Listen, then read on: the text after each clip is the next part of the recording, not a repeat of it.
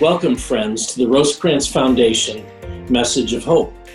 I'm Phil Eaton, the CEO of the Rosecrance Health Network.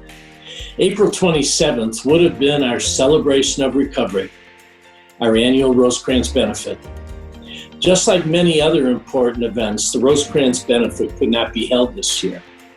We recognize the incredible power of the stories of hope that we see at Rosecrance every day. We want to share them virtually with you today. Messages of hope, the miracle of recovery. Rosecrance has continued to change and save lives even throughout this pandemic. You'll also hear a very special performance by award-winning pianist and composer Emily Bear, who was our scheduled entertainment for this year's Rosecrance annual benefit. It's a blessing for us to serve so many individuals, over 44,000 this past year, at 60 locations throughout the state of Illinois, southern Wisconsin, and Iowa. They come to us in crisis, vulnerable and seeking hope, seeking recovery. You help us make all this happen. I hope you enjoy these messages of hope.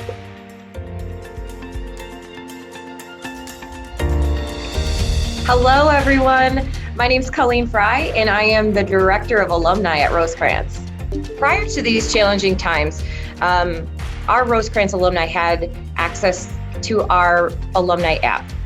It was a way in which we could continue to support them, offer them connection, and what we've seen now is we've been able to enhance that, offering virtual support, making sure that we are able to offer them connection and community, which we're used to encouraging them to have in person.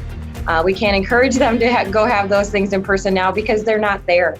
But what is really neat is that they can log in with one click and be in a meeting and be able to look around and see 20 different faces at one time of people that they can relate to and who are in the same struggle as them.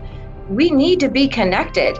We need to have support and community, and those are really the keys to being successful in recovery. One alumni in particular recently shared a video with us about talking to his peers, really, about how he wanted and hoped that they would find what he did through our meetings, through our connections. And I wrote down what he had to say because I just thought it was super neat. He said, "The online meetings are awesome and you meet great friends. It gives you hope through the pandemic. Even when this is over, I'll still look forward to them. I thought I was going to be in a painful and high stress situation, but the meetings through the alumni have really helped me through this." What I really like about my role is I find it a privilege to work with all of the alumni, to be able to support them, to see them grow, and in some cases see them struggle, but to be there for support, to see them come out of that, to see them be connected, to know that they have a safe place to land, and that's always with Rosecrance. It's a distinct privilege to see people really find the life that's waiting.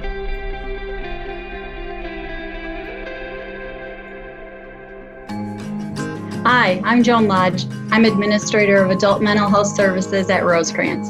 The WARE Center on an average serves 11,000 clients per year. Even through COVID, we continue to serve on an average of 100 individuals per day in person. That's amazing. We acted very quickly. We have enhanced safety protocols at the Rosecrance WARE Center.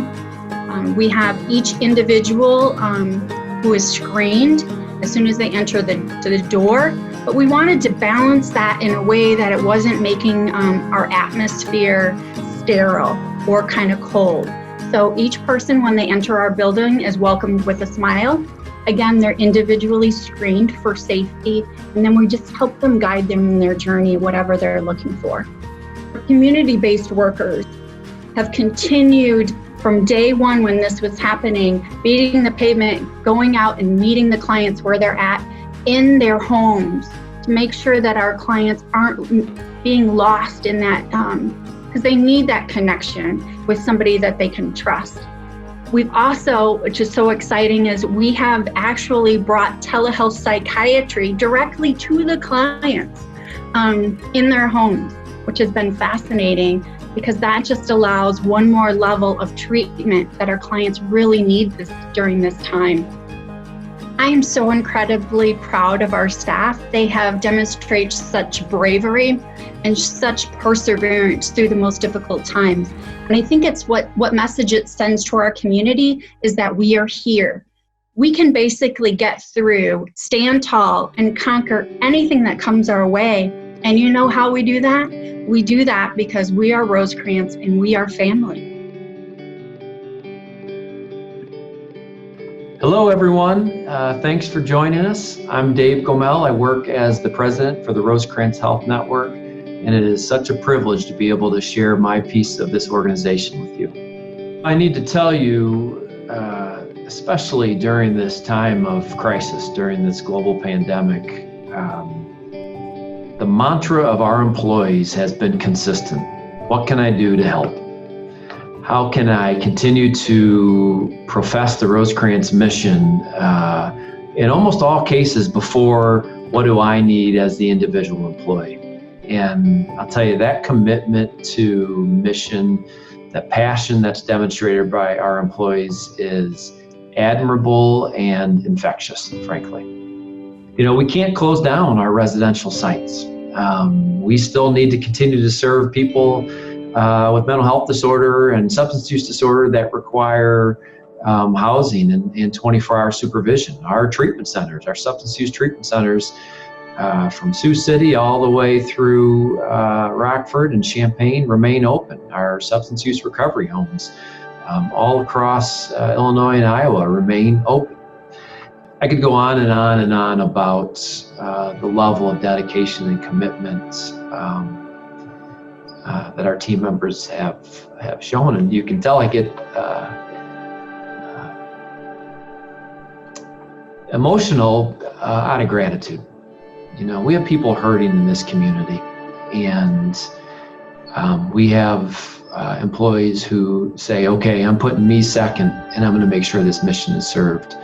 And it's such an honor and a privilege to be a part of this organization and this team.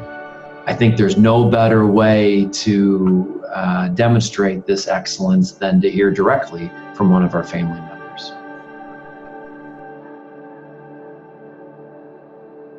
Hi, my name's Diana, and my child was a client at Rosecrance. My daughter was 15. She was at the end of her sophomore year, and she started running with different people. You know, when she started hanging out with some other kids that was different from what she usually hung with, I felt a little uncomfortable, but I thought, you know, we've raised her right, and maybe she can be a good influence to them. And it was shortly after that she started skipping school, and we were finding pot in her room, and she was just doing things that weren't appropriate. And so she went to Rosecrance. She went to the adolescent Rosecrance in Rockford, and she learned a lot there. She was there almost 30 days. She came back. She stayed sober for quite a while. She learned a lot. The staff were wonderful and caring. Rosecrance in Rockford, I mean, they had education weekends that our whole family went. I mean, her dad, myself, and her stepdad, we all loaded up in the car and drove 4 hours away to go to those classes. And they were really, really good. And one of the things that they said in those classes, you know, they said they may fall again and again. She came back home. She was 18. She started running with the wrong people again.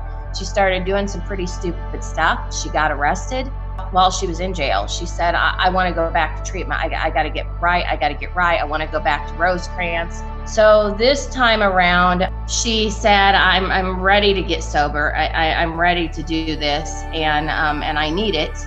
And so we went with Rosecrance again because we believe in them, and we know that, you know, they're there to help. She's living in a sober living home through Rosecrance.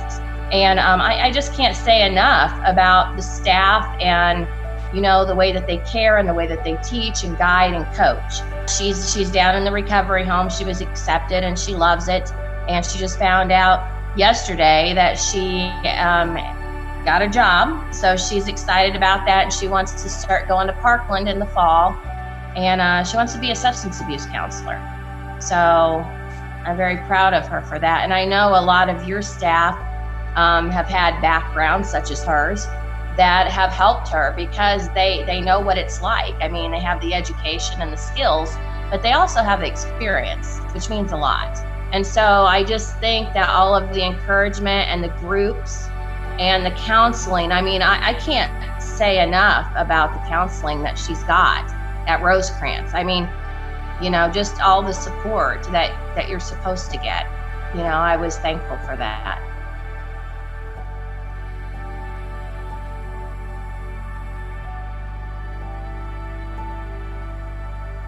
This is a very unusual time, but substance use and mental health disorders do not take holiday during a pandemic. Our clients need us today more than ever before. That's why your support is more important than ever before. Please consider a gift to the Rosecrance Foundation. Help us continue to sustain the work, our life-saving work for those that need us. We thank you today and always, and please enjoy this very special performance by Emily Bear. Hi guys, it's Emily Bear. I was so sad when we had to cancel the gala due to the coronavirus, but I really wanted to share with you one of the songs that I was going to perform at the event. And I'm sending so much love from afar. Hopefully we'll all be in the same room very, very soon. But for now, here's I'm Not Alone. I start off the day, wanna run away. I feel so much pain, see no injury. Trying to let them know that it's real, but how could they know how I feel? Try to tell myself this won't go away, but my body screams this is not okay. And it's getting worse and worse. Every damn day it hurts. Telling your friends, but they laugh it off. Try to get help, they don't hear you talk. Keep it to yourself, but it's all too much. By yourself, this is all too much. I am not alone. I am not alone. I am not alone, no. I am not alone. There must be others out there, people just like me. I am not alone, no. I am not alone. Soon as I speak, trolls trolling me. If I look weak, friends ghosting me. I don't feel safe with my guard down. Soon as I let them in, it's a letdown. Almost got used to being by myself, but I hold on to the thought that there's someone else who can understand what I'm feeling. Maybe like they've been through the same thing. When you say too much, no one wants to know. There's no safe place anywhere you go. Gotta hide away when the symptoms show, like a refugee in your own home. I'm not alone. I am not alone. I am not alone, no. I am not alone.